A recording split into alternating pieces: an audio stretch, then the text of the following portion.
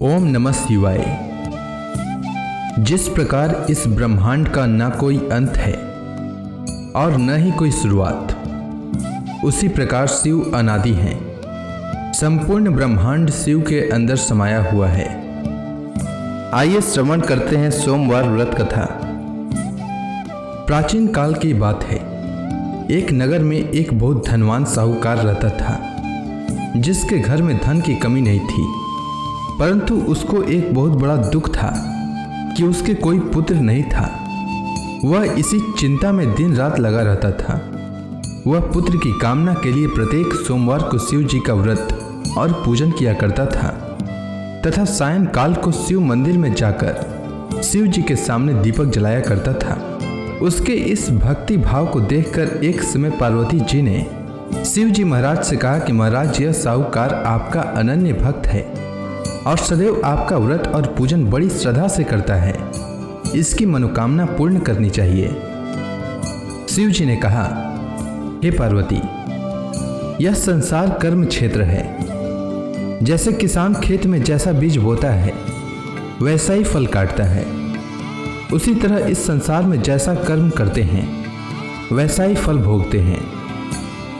पार्वती जी ने अत्यंत आग्रह से कहा, महाराज, जब यह आपका अनन्य भक्त है और इसको अगर किसी प्रकार का दुख है तो उसको अवश्य दूर करना चाहिए, क्योंकि आप सदैव अपने भक्तों पर दयालु होते हैं और उनके दुखों को दूर करते हैं। यदि आप ऐसा नहीं करेंगे तो मनुष्य आपकी सेवा तथा व्रत क्यों करेंगे। पार्वती जी का ऐसा आग्रह देख शिव जी महाराज कहने लगे, हे पार्वती, इसके कोई पुत्र नहीं है। इसी चिंता में यह अति दुखी रहता है। इसके भाग्य में पुत्र न होने पर भी इसको मैं पुत्र प्राप्ति का वर देता हूँ, परंतु यह पुत्र केवल 12 वर्ष तक जीवित रहेगा। इसके पश्चात वह मृत्यु को प्राप्त हो जाएगा। इससे अधिक मैं और इसके लिए कुछ नहीं कर सकता। यह सब बातें साहूकार सुन रहा था। इससे उसको न तो कुछ प्रसन्नता हुई और न ही कुछ दुख हुआ। वह पहले जैसा ही शिव जी महाराज का व्रत और पूजन करता रहा।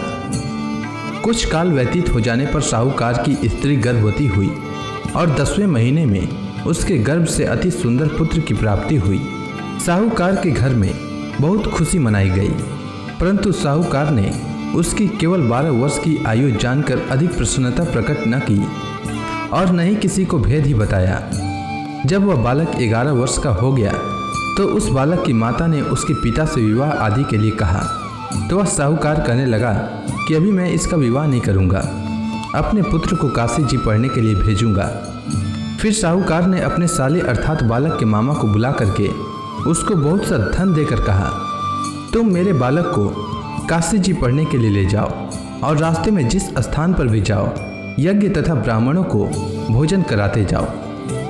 वह दोनों मामा भांजे यज्ञ करते और ब्राह्मणों को भोजन कराते जा रहे थे। रास्ते में उनको एक शहर पड़ा। उस शहर में राजा की कन्या का विवाह हो रहा था। दूसरे राजा का लड़का जो विवाह कराने के लिए बारात लेकर आया था, वह एक आंख से काना था। उसके माता पिता को इस बात को लेकर बड़ी चिंता थी कि कहीं वर को देखकर कन्या के माता पिता विवाह में किसी प्रकार की अड़चन पैदा न कर दें। इस कारण जब उसने अति सुंदर सेठ के लड़के को देखा तो मन में विचार किया कि क्यों न दरवाजे के समय इस लड़के से वर का काम चलाया जाए। ऐसा विचार कर वर के पिता ने उस लड़के और मामा से बात की तो वे राजी हो गए। फिर उस लड़के को वर के कपड़े पहनाकर तथा घोड़ी पर चढ़ाकर दरवाजे पर ले गए और सब कार्य प्रसन्नता से पूर्ण हो गया। फिर वर के पिता ने सोचा कि यदि विवाह कार्य भी इसी लड़के से करा लिया जाए तो क्या बुराई है। ऐसा विचार कर लड़के और उसके मामा से कहा, यदि आप फेरों का काम और कन्यादान के काम को भी करा दें तो आपकी बड़ी कृपा होगी और मैं इसके बदले में आपको बहुत कुछ धन दूंगा। तो उन्होंने स्वीकार कर लिया और विवाह कार्य भी बहुत अच्छी तरह से संपन्न हो गया। परंतु जिस समय लड़का जाने लगा तो उसने राजकुमारी की चुंदड़ी के पल्ले पर लिख दिया कि तेरा विवाह तो मेरे साथ हुआ है, परंतु जिस राजकुमार के साथ तुमको भेजेंगे वह एक आंख से काना है और मैं काशी जी पढ़ने जा रहा हूँ। लड़के के जाने के पश्चात उस राजकुमारी ने जब अपनी चुंदड़ी पर ऐसा लिखा हुआ पाया तो उसने राजकुमार के साथ जाने से मना कर दिया और कहा कि वह मेरा पति नहीं है, मेरा विवाह इसके साथ नहीं हुआ है, वह तो काशी जी पढ़ने के लिए गया है। राजकुमारी के माता पिता ने अपनी कन्या को विदा नहीं किया और बारात वापस चली गई। उधर सेठ का लड़का और उसका मामा काशी जी पहुंच गए। वहां जाकर उन्होंने यज्ञ करना और लड़के ने पढ़ना शुरू कर दिया। जब लड़के की आयु 12 वर्ष की हो गई तो उस दिन उन्होंने यज्ञ रचा रखा था कि लड़के ने अपने मामा से कहा कि मामा जी आज मेरी तबीयत कुछ ठीक नहीं है।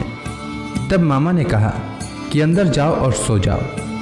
लड़का अंदर जाकर सो गया और थोड़ी देर में उसके प्राण निकल गए। जब उसके मामा ने आकर देखा कि वह मुर्दा पड़ा है तो उसको बड़ा दुख हुआ और उसने सोचा कि अगर मैं अभी रोना पीटना मचा दूंगा तो यज्ञ का कार्य अधूरा रह जाएगा।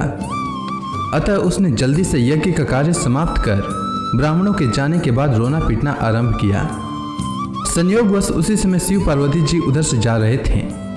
जब उन्होंने जोर जोर से रोने की आवाज़ सुनी तो पार्वती जी कहने लगी कि महाराज कोई दुखिया रो रहा है, उसके कष्ट को दूर कीजिए। जब शिव पार्वती ने पास जाकर देखा तो वहाँ एक लड़का मुर्दा पड़ा था।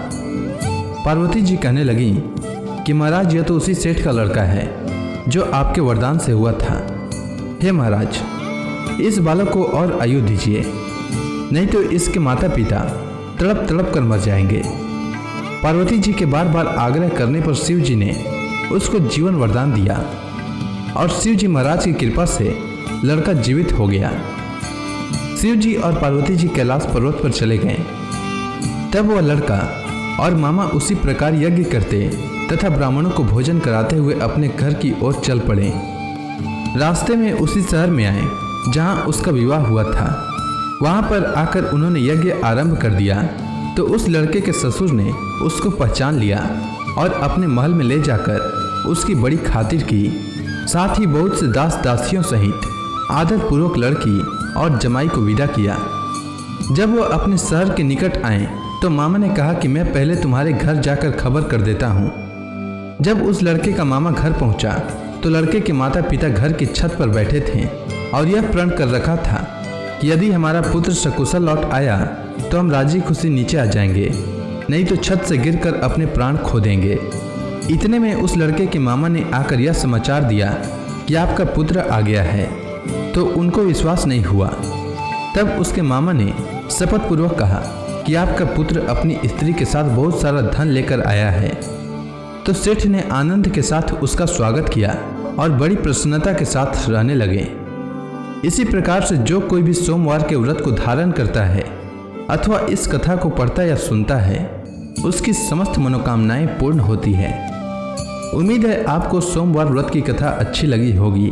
अगर आपको यह वीडियो अच्छी लगी हो तो कमेंट सेक्शन में ओम नमः शिवाय लिखना न भूलें। धन्यवाद।